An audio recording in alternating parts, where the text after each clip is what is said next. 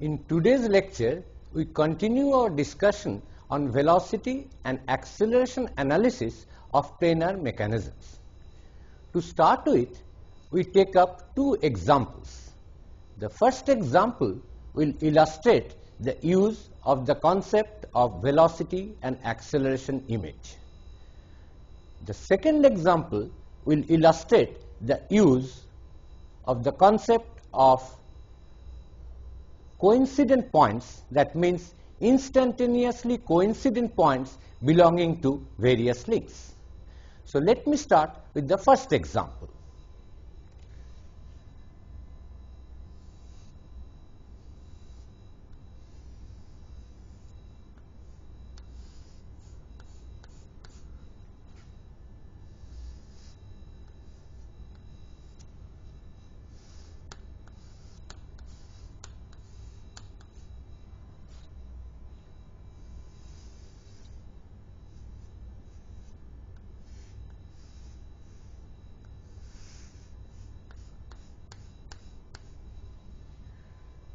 We take the example of a slider crank mechanism with O2A as the crank, AB as the connecting rod which is connected to the slider.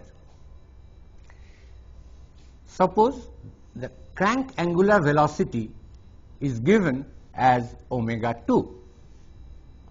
Omega 2 is given. This is the fixed link number 1, the crank is link number 2, connecting rod is link number 3, and the slider is link number 4. We also assume that this omega 2 is constant. That means the angular acceleration alpha 2 is assumed to be 0. The question that is posed that at this configuration, find the point on the connecting rod that has 0 velocity. So the question is, find a point on the connecting rod that is link 3 which has 0 velocity. Let me call that point D. So VD is 0 and D is a point on link 3. To determine this, let me start with the velocity diagram which we have drawn earlier.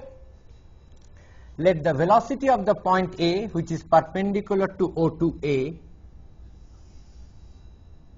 is drawn to a scale, and I represent it by small O2A. This is the velocity of the point A, which is completely known.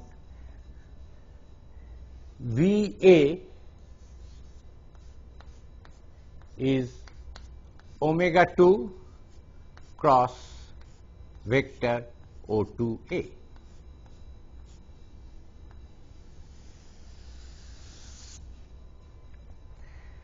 Now we consider 2 points A and B belonging to the same digit body, namely 3.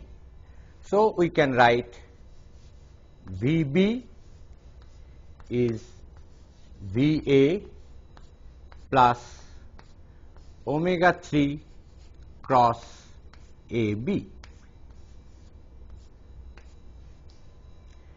As we said earlier, before trying to draw the velocity of B, let us verify that this vector equation does not have more than 2 unknowns. So for velocity of B is concerned, we know the direction, that is horizontal, but we do not as yet know the magnitude. Velocity of A has been completely determined and has also been drawn, so this is completely known. Omega 3 cross AB is perpendicular to AB, so I know the direction of this vector, but I as yet do not know the magnitude. So this vector equation has 2 unknowns as represented by these 2 crosses. So this equation now can be drawn graphically. To satisfy this equation, because VB is horizontal, I draw a line horizontal and passing through O2. Now this vector omega 3 cross AB is perpendicular to AB. So, through A, I draw a line which is perpendicular to capital AB. And these two lines intersect at the point B. So, this vector O2B represents the velocity of the point B, and this vector AB represents omega 3 cross AB.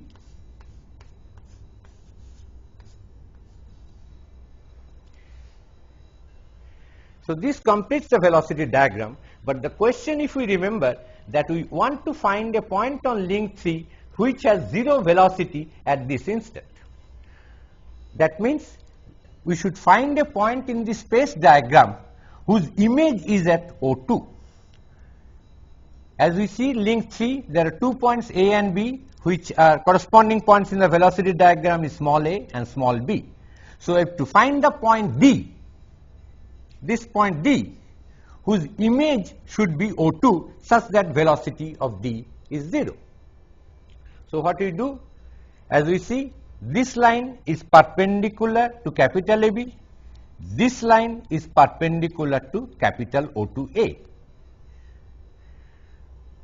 So, let me call this angle phi 1 and this angle phi 2.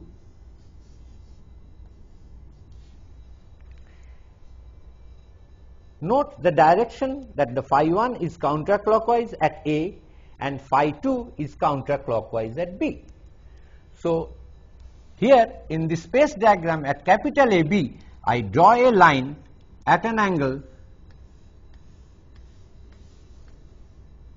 phi 1 counterclockwise at A, and at B is clockwise. So, I draw a line clockwise at an angle phi 2. And these two lines intersect at the point D. So, what we see that this figure capital DAB is similar to this figure O2AB. The image of the point A is small a, image of the point capital B is small b, and image of the capital point D is small O2. So, this is the point D whose velocity is 0. At this instant, this point on the connecting rod has a 0 velocity. As we see, the angle between small ab and AO2 is phi 1, and AB is perpendicular to capital AB, and AO2 is perpendicular to O2A. That is why if this angle is phi 1, the angle between these two lines, if I extend it, also becomes phi 1. Now, AB is perpendicular to AB and BD is perpendicular to O2B. So, angle between them is phi 2. So, the angle between them is also phi 2, because these two lines are respectively perpendicular to these two lines. At this stage, it is very easy to note that this point D is nothing but what we earlier called P13, that is the instantaneous center of body 3 with respect to body 1. The relative instantaneous center of body 3 with respect to body 1, that is the fixed link. Consequently, velocity of this point at this instant is 0. That this point is P13, I will ask the students to do it themselves using the Aronhold-Kennedy theorem of 3 centers, which we have discussed in detail in one of our earlier lectures. The next problem is to determine the point, say E, such E belonging to link 3, whose acceleration is 0 at this instant. We have to determine the point E. To determine the point E on link 3, which has 0 acceleration at this configuration, let me first carry out the acceleration analysis. As we see, the acceleration of the point A can be written as omega 2 squared AO2, vector AO2. So this is completely known because omega 2 is given and alpha 2 we have assumed to be 0. So I can draw the acceleration of the point A parallel to AO2 to some scale and mark the pole as O2 and this point as A. This is omega 2 squared AO2. Now we write the acceleration of the point B is acceleration of the point A plus omega 3 squared BA plus alpha 3 cross AB. So for acceleration of B is concerned, we do not know the magnitude, but I know the velocity, which is horizontal. Acceleration of A is completely known and we have already drawn it here. From the velocity analysis, we have already determined omega 3, that is the angular velocity of link 3. So omega 3 is known, BA vector is known, so this is completely known. This vector omega 3 squared BA. Alpha 3 cross AB, I know the direction because it is perpendicular to the vector AB, but I do not know the magnitude. So in this vector equation, again we have two crosses, so we can complete this vector equation in the diagram. First we draw omega 3 squared BA, that is parallel to this vector BA from A. Let it be so much to the same scale. This is omega 3 squared BA. Now alpha 3 cross AB will be perpendicular to this vector. So I draw a line which is perpendicular to this point. Let me call this point B prime. But AB is horizontal, so through O2 I draw a line horizontal, and where these two lines intersect gives me the point B, such that the vector O2B represents acceleration of the point B, O2A represents the acceleration of the point A, and B prime B, this vector represents alpha 3 cross AB. There is no need to repeat up to this point because this we have done earlier while analyzing the velocity and acceleration of a slider crank mechanism. Now let me try to answer this question E, such that acceleration of the point E is 0 at this configuration and the point E belongs to link 3. We have already got the figure, the image of the point A here as small a, image of the point B here as small b. So if I draw this line, then ABO2, if I draw a figure similar to this ABO2 with capital A and capital B representing the point small a and small b, wherever O2 goes, that point will be E, because then the acceleration of the point E will be 0. To locate that point E, we note that this angle is say psi 1 in the clockwise direction at A, and this angle at B is say psi 2.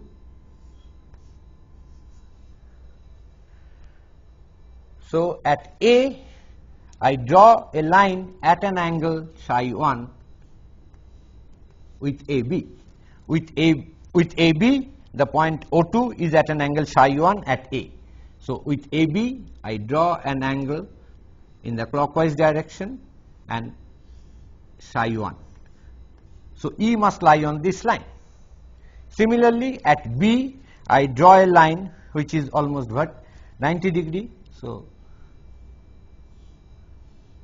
I draw a line which is at an angle psi 2 .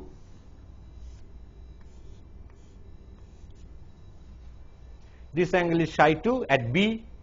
O2 lies on a line which is drawn at an angle psi 2 in the counterclockwise direction to AB. So here I draw at capital B a line which is oriented at an angle psi 2 in the clockwise direction from capital AB. The correspondence between the small letters and capital letters should be noted.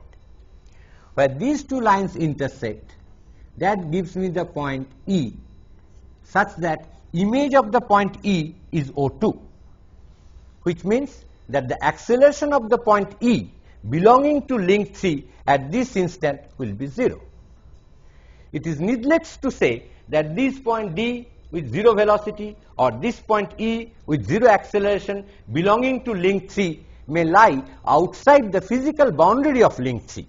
They belong to link 3 in the plane of motion of link 3, but they may exist outside the physical boundary of this link 3. So this is the point with 0 acceleration on link 3, this is the point with 0 velocity on link 3 at this particular configuration. So the use of the velocity and acceleration image of a particular link is shown through this example. In our next example, we consider a 4-link RP-RP mechanism and show the use of the instantaneously coincident points belonging to different links, how these could be used for velocity and acceleration analysis.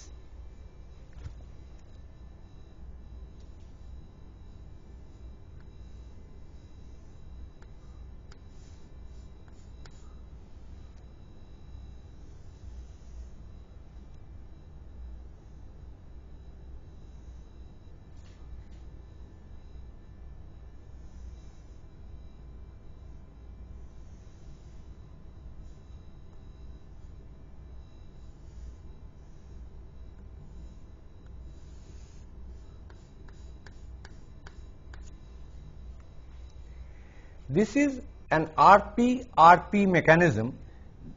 Link number 1 is connected to link number 2 through a revolute pair. Link number 2 is connected to link number 3 through a prismatic pair. Link number 3 is connected to the slider, which is link number 4, through a revolute pair, and link number 1 and 4 are connected by a prismatic pair. The problem is as follows. Suppose we are given the input motion omega 2. I take some numerical values. Say omega 2 is 2 radian per second in the counterclockwise direction. And angular acceleration of the link 2 at this instant, say alpha 2, this is omega 2.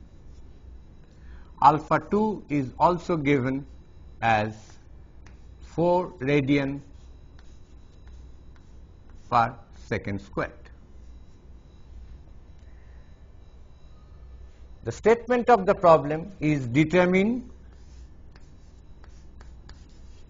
with these input velocities and acceleration at this configuration what is the velocity of the slider 4 and acceleration of the slider 4.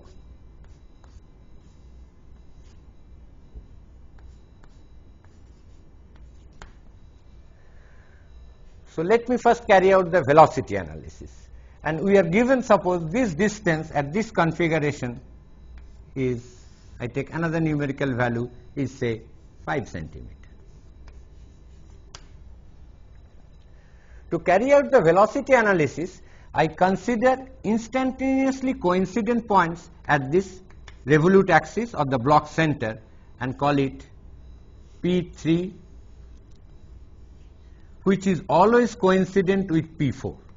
There is no relative movement between these two coincident points P3 and P4, P3 belonging to link 3 and P4 belonging to link 4. but I also consider a point P2 which belongs to link 2, but at this instant coincident with P3 and P4. Now let us see whether we know the path of the point P4 in link 2. It is needless to say, because P3 and P4 are always coincident, path of P4 on 2 will be same as the path of P3 on link 2. To judge the path of P3 on link 2, what we do, we hold imaginarily link 2 fixed and try to move link 3. If we try to move link 3, it is obvious that because of this slider, 3 can only go in the vertical direction on link 2. So the path of P3 on 2 is this vertical line given by this vertical line. This is the path. This is the path of P3, which is same as P4 on link 2.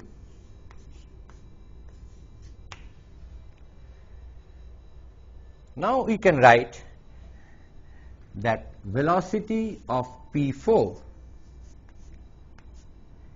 is velocity of P2 plus velocity of P4 on link 2. This relation we have derived earlier between coincident points belonging to two different links, 2 and 4. Vp4 is Vp2 plus V4 as seen by an observer on link 2. Now what we see, that velocity of P4 has to be horizontal because of this prismatic pair in the horizontal direction between 4 and 1. All the points on link 4 must move horizontally. So I know the direction of Vp4, which is horizontal, but the magnitude is unknown. Now velocity of P2 I can write, because omega 2 is given, it is omega 2 cross O2 P2. The vector O2 P2 is known, it is 5 centimeter in length and along the horizontal direction. Omega 2 is 2 radians per second in the counterclockwise direction. So the velocity of P2 is completely known. So I know the magnitude and direction. What is the magnitude? Omega 2 is 2, O2 P2 is 5. So the magnitude is 10 centimeter per second, and because of this counterclockwise omega 2, the velocity of P2 is in the vertically upward direction. So I can draw velocity of P2 which is vertically up, and let me represent it as O2 P2. Now what is the velocity of P4 on 2? Because the path is vertical, that means velocity which is tangential to the path must also be vertical. So I know the direction, but we do not know the magnitude. So again in this vector equation there are two crosses, so I can draw it. I have already drawn Vp2 by O2 P2, and Vp4 is also vertical. But how about Vp4, which is horizontal? So two vertical vectors giving rise to a horizontal resultant vector implies that this vector must be of 0 length. So if I draw this vertical, I am drawing it intentionally a little to the left, a little to the right. Actually it is lying on the same line. This is vertical, and these two vectors put together must give me P4, and O2 P4, which is of 0 length, represents the velocity of the point P4. So two vertical vectors, resultant of that is horizontal, implies this vector must be of 0 length. So velocity of P4 at this particular configuration is 0. That means this block is momentarily at rest. And what is Vp42? As this diagram shows, this vector and this vector of equal length such that P4 becomes coincident with O2. So this I get just as Vp2 magnitude, which is 10 centimeter per second, but in the vertically downward direction. Now that we have completed the velocity analysis of this mechanism, let me start with the acceleration analysis. From the velocity analysis, we have already obtained that Vp4 is 0, whereas Vp4 on 2 is 10 centimeter per second in the vertically downward direction. To carry out the acceleration analysis, we write AP4 is AP2, that is the coincident point, plus AP4 as seen by an observer on 2, which I write as AP42, plus the Coriolis acceleration, which in this case is twice omega 2 cross Vp42.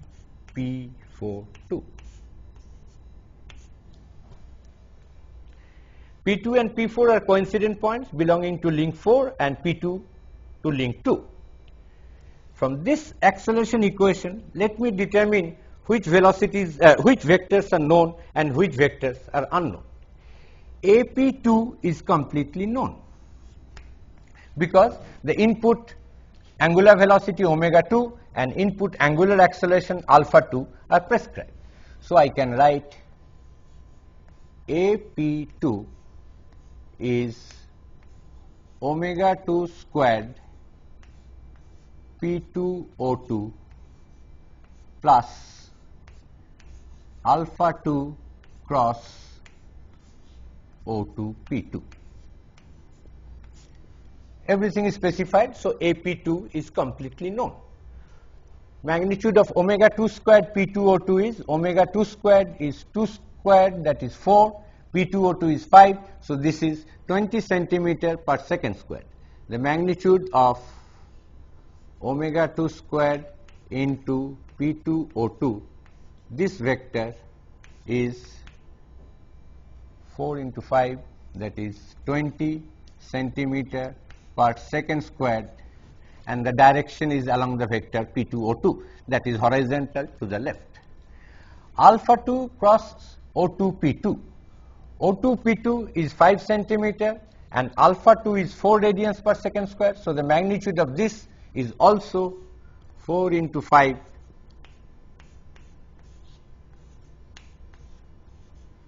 is again 20 centimeter per second square. Same magnitude, 20 centimeter per second square. And what is the direction? Alpha 2 is clockwise, so the transverse acceleration is vertically in the downward direction. So this vector is completely known. How about AP42? The path of P4 on body 2, as we have seen, is this vertical line. So the direction of this vector is completely known. This is along a vertical line, but the magnitude is unknown. We have already determined Vp42 as 10 centimeter per second in the downward direction, and omega 2 is given to be 2 radians per second in the counterclockwise direction. So this vector, both the magnitude and the direction is known. There are AP4, I know the direction, that is horizontal, and magnitude is unknown. So in this vector equation, again we have only two crosses left, so this vector equation can be represented by a vector diagram. Let me try to draw this vector diagram. AP2, I write omega 2 squared O2 P2 to some scale. Let me say this is O2. This point I call P2 prime, because this is only this component, which is 20 centimeter per second square to the left. Then this component is again 20 centimeter per second square, but in the vertically downward direction. So I draw again of the same length, and this is P2. This is alpha 2 cross O2 P2, and this vector is omega 2 squared into P2O2. Now this vector is completely known, so let me try to draw this vector at P2. Vp42 was 10, omega 2 is 2, so 2 into 2, 4 into 10, 40 centimeter per second squared, and it is in the horizontal direction, but double of this length. This is 40 centimeter per second squared, and this vector represents twice omega 2 cross Vp42.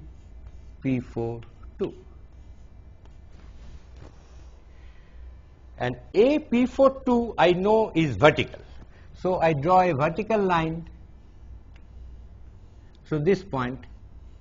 This was horizontal, so it is a 90 degree. And these four vectors, these two vectors represent this vector represents this, and this vector is in the vertical direction. And all these three vectors summed over must give me AP4, which is horizontal. So I draw a line horizontal, and wherever they intersects, that gives me the point P4. According to this vector equation, this O2 P4 represents acceleration of P4, and this represents acceleration of P4 as seen by an observer on body 2. So this diagram represents this vector equation, and it is easy to see because this is 40 horizontal line, this is 20 which is also horizontal line, so this must be 20. So AP4 I get as an answer is 20 centimeter per second squared in the horizontal direction from left to right. So this example clearly shows the power of considering the instantaneously coincident points on various links when we have sliding joints on rotating links. Now that we have completed velocity and acceleration analysis by graphical method, let me show you how to carry out this such velocity and acceleration analysis through analytical method. In analytical method, just as in the displacement analysis, we start with the loop closure equation. That means we represent the link lengths and sliding displacement as vector quantities and go through each loop that is present in the mechanism and write the corresponding loop closure equation in terms of these vectors. The first step for carrying out the velocity and acceleration analysis is obviously to complete the displacement analysis. Now that this loop closure equation is valid for all instants of time, we can differentiate both sides of such loop closure equations to complete the velocity and acceleration analysis. Successive differentiation of this loop closure equation with respect to time will give us the required velocity and acceleration relationships. I would like to mention one point here, that in the displacement analysis through analytical method, we always get nonlinear algebraic equation. Whereas if the displacement analysis is complete, which is always necessary to carry out the velocity and acceleration analysis, for velocity and acceleration analysis, we always get linear equations in the unknowns. That means the problem is much simpler. As an example, let me start with a 4R linkage. That means 4 links connected by 4 revolute joints. Let us look at the diagram of these 4R linkages, namely O2, A, B, O4.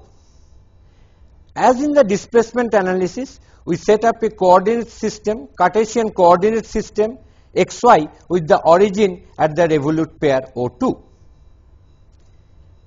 The fixed link is represented by O4O2, the input link by O2A, the coupler by AB, and the follower or the output link by O4B. For this given configuration, that is, if theta 2 is given, by displacement analysis we can obtain theta 3 and theta 4. After doing this displacement analysis, that is, knowing theta 3 and theta 4, we should be in a position to carry out the velocity analysis. What do you mean by velocity analysis? Let's say the input velocity, that is theta 2 dot, the angular velocity of link 2 is prescribed, and we have to find out the angular velocities of link 3 and link 4, which are given by theta 3 dot and theta 4 dot respectively. Obviously, everything is measured positive in the counterclockwise direction. So let me write now the loop closure equation. Vector L1 plus vector L2 plus vector L3 is vector L4. This is exactly the same as we did in the displacement analysis. So let me write now these two-dimensional vectors in terms of complex exponential notation, that is L1 plus L2 e to the power I theta 2. The vector L2 can be represented by this complex exponential notation. Magnitude is L2 and the orientation of this vector with the positive x-axis is given by theta 2. Similarly, L3 vector is L3 e to the power I theta 3 is equal to L4 e to the power I theta 4. As we know, e to the power I theta can always be written as cos theta plus I sin theta. So what we say, we equate the real and imaginary parts of this particular complex equation, which is same as saying equating the x component and y component of two sides of this vector equation. That way we get L1 plus L2 cosine theta 2 plus L3 cosine theta 3 is L4 cosine theta 4. Equating the imaginary parts, we get L2 sin theta 2 plus L3 sin theta 3 is L4 sin theta 4. So this complex equation is equivalent to two real equations, which I mark as equation number 1 and 2. Now these equations are valid for all instants of time where theta 2, theta 3 and theta 4 are functions of time, whereas the link lengths L1, L2, L3, L4 are constants, time independent constants. Because these equations are valid for all instants of time, I can differentiate both sides of these two equations with respect to time, and I can write from the first equation L2 sin theta 2 theta 2 dot, I am differentiating with respect to time, plus L3 sin theta 3 theta 3 dot is equal to L4 sin theta 4 theta 4 dot. Similarly, from the second equation I get L2 cosine theta 2 dot plus L3 cosine theta 3 into theta 3 dot is equal to L4 cosine theta 4 into theta 4 dot. So we have two equations where, because the displacement analysis has been completed, I know the values for given values of theta 2, the value of theta 3 and theta 4. The input angular velocity theta 2 dot is given, and our objective is to determine the two unknown angular velocities theta 3 dot for the coupler and theta 4 dot for the output link. The thing to note that these two equations in these two unknowns theta 3 dot and theta 4 dot are linear, so we can easily solve for these two unknowns from these two linear algebraic equations. To eliminate, say, theta 4 dot, I multiply this equation, let me call it number 3, and this equation, if I call number 4. If I multiply equation 3 by cosine theta 4 and equation 4 by sin theta 4 and subtract, then I get the right hand side 0.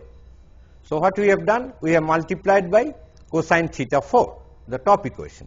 So I get L2 theta 2 dot sine theta 2 cosine theta 4 minus cosine theta 2 sine theta 4, which gives me sine theta 2 minus theta 4.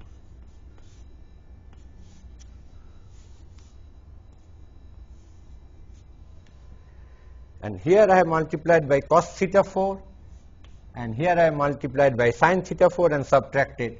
So I get L3 theta 3 dot sine of theta 3 minus theta 4, and this is equal to 0.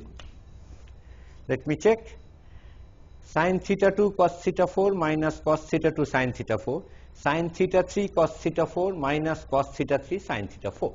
So I have eliminated theta 4 dot from these two equations, and I can obtain the unknown theta 3 dot as minus L2 by L3 sine of theta 2 minus theta 4 divided by sine of theta 3 minus theta 4 into theta 2 dot. So if the input angular velocity theta 2 dot is given, and we have carried out the displacement analysis such that the values of theta 2, theta 3 and theta 4 are known, I can easily find out the angular velocity of the coupler theta 3 dot. If it turns out to be positive, then theta 3 dot is counterclockwise. If it is negative, then theta 3 dot is clockwise. Similarly, I could have eliminated theta 3 dot from these two equations, and we obtain theta 4 dot. That I leave for the students to carry out as an exercise and complete the velocity analysis. Next, let us see, starting from these two equations 3 and 4, how can we carry out the acceleration analysis. To carry out the acceleration analysis, let me start with these two velocity equations which we have numbered as 3 and 4. These two velocity equations are also valid for all instants of time. So I can again differentiate these two equations with respect to time and maintain this equality sign.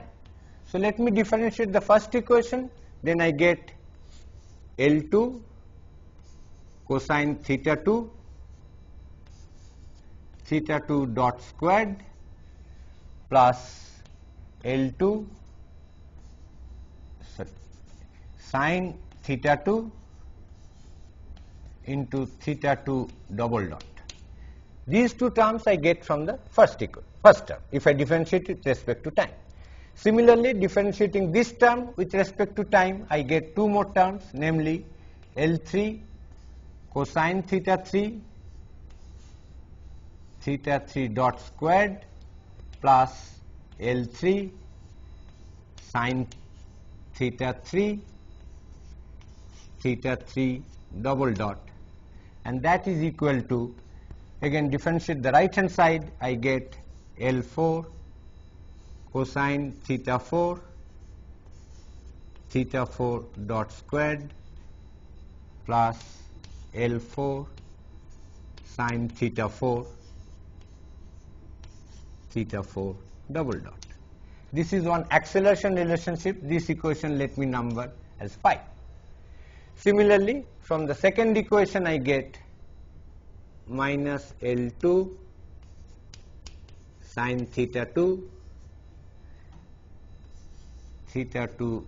dot squared plus L2 cosine theta 2 double dot. These two terms I get by differentiating this first term with respect to time. From the next term I get two more terms, namely minus L3 sine theta 3 dot squared plus L3 cosine theta 3 double dot, and that is equal to, differentiating the right hand side with respect to time, I get minus L4 sin theta 4 dot squared plus L4 cosine theta 4 double dot. Let me call this as equation 6. Since the velocity analysis has already been completed, now theta 2 dot, theta 3 dot and theta 4 dot, these are all known. The input angular acceleration theta 2 double dot has been prescribed, and our objective is to obtain the two unknown acceleration theta 3 double dot, that is of the coupler, and theta 4 double dot, that is of the output link. So these two equations 5 and 6 are again two linear simultaneous equations in two unknowns, namely theta 3 double dot and theta 4 double dot, and it is very easy to solve these two unknowns, and I leave the students to complete the algebra and find out theta 3 double dot and theta 4 double dot in terms of theta 2, theta 3, theta 4, which have been obtained from the displacement analysis. This is prescribed. These two have been obtained from the displacement analysis.